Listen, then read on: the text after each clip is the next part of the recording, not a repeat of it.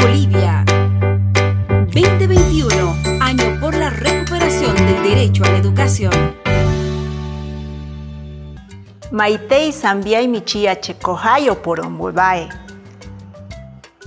Hola queridos niños y niñas de sexto de primaria. Yo soy la maestra Giovanna y hoy estaremos aprendiendo los europeos llegan a América.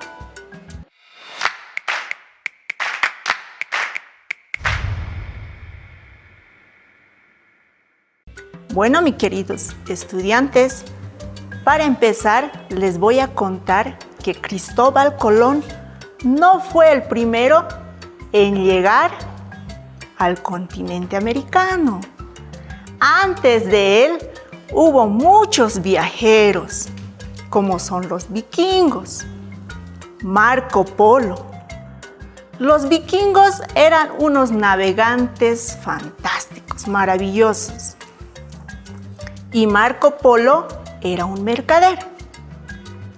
Con estos conocimientos previos, queridos estudiantes, vamos a ver más sobre los europeos, cómo han llegado a América.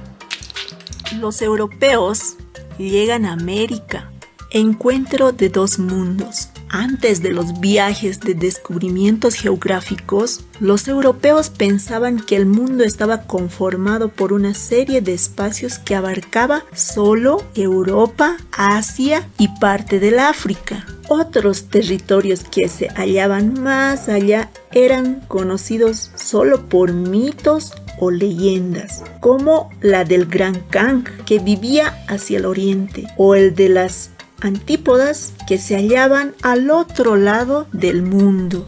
El interés europeo por ampliar su mundo los llevó a conocer otros grupos humanos diferentes a ellos. Los primeros fueron los habitantes del África, de piel oscura, de quienes habían oído ya hablar en algunos relatos de otros viajeros. En el siglo X después de Cristo, los vikingos, navegando por el norte del Océano Atlántico, llegaron a las costas del continente americano, a las que llamaron Finlandia. Sin embargo, como estas expediciones no tuvieron continuidad, fueron abandonadas. Posteriormente, gracias a las cruzadas del siglo XI y XIII y los viajes de los mercaderes, entre ellos Marco Polo, los europeos pudieron conectarse con el mundo islámico y luego, a través de este, con regiones del lejano Oriente y África. En el siglo XV, en su propósito por descubrir nuevas rutas marítimas que los condujera a tierras de Oriente, españoles y portugueses iniciaron la denominada Era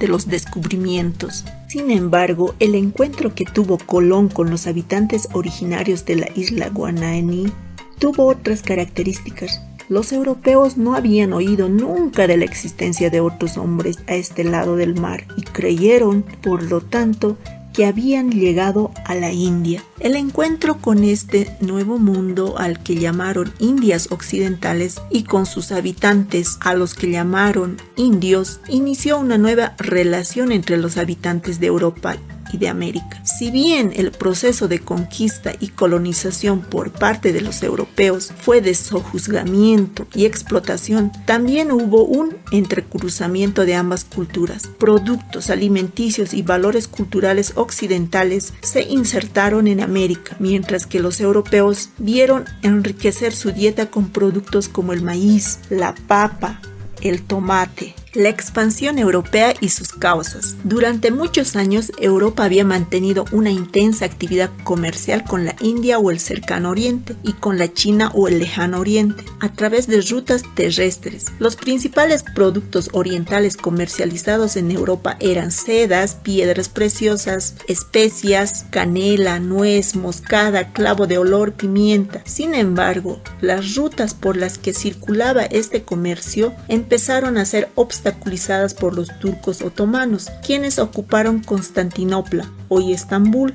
en el año 1453. Los europeos se vieron en la necesidad de buscar nuevas rutas que unieran Europa con la India y la China.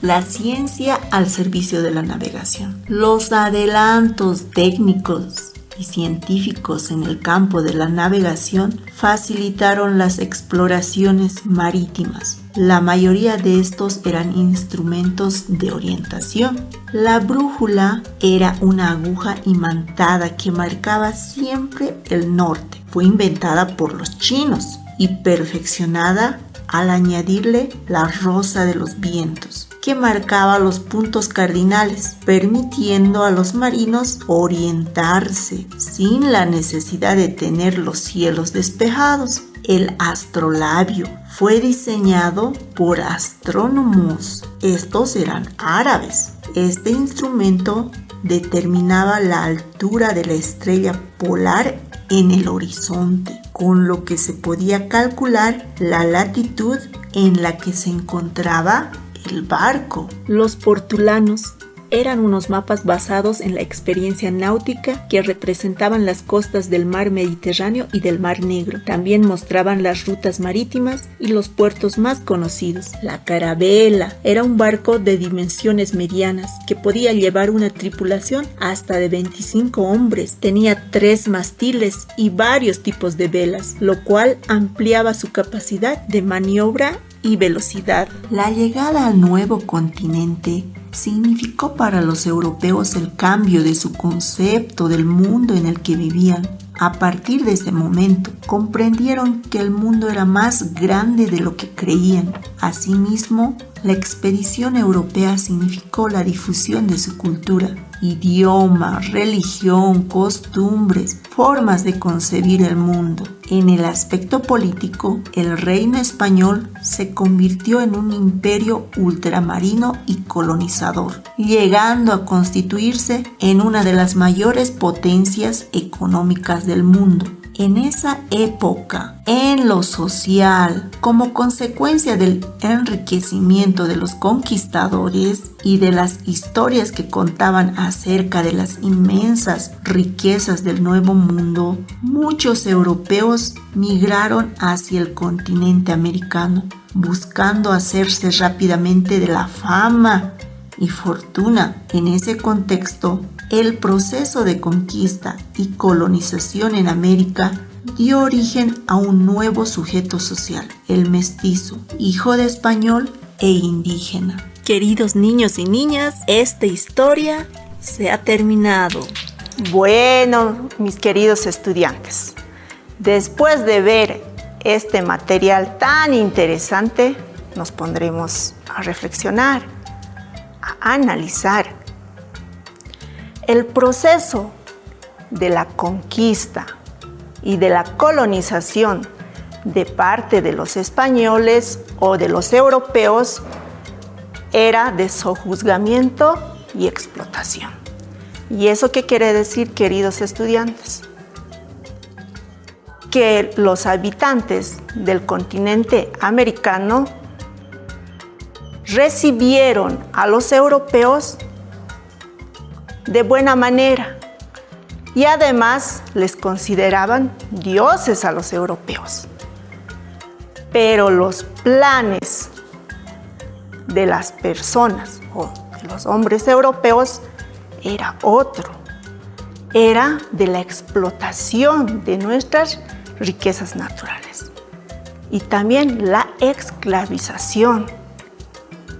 Bueno, mi querido estudiante, para terminar, te invito a que investigues sobre las leyendas, mitos del Gran Kang. ¿Quién era el Gran Kang? También te invito a que investigues sobre las antípodas.